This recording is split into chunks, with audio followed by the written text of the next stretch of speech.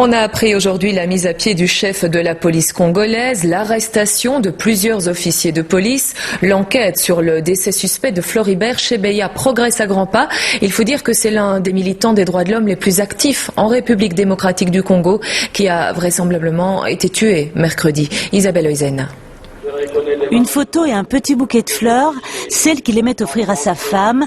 Ce matin, dans cette église, quelques proches ont tenu à rendre hommage à Floribert Chebeya.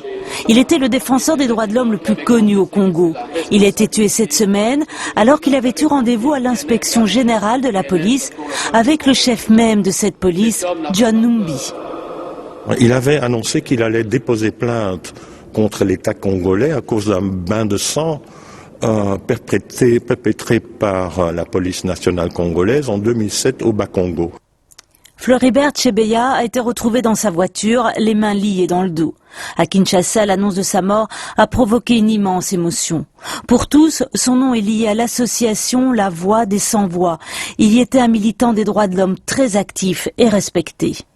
Bon, il a toujours été menacé, mais il avait un courage exceptionnel de continuer le travail dans des conditions difficiles dans lesquelles il n'y a pas d'espace pour les forces qui peuvent jouer le rôle de contre-pouvoir.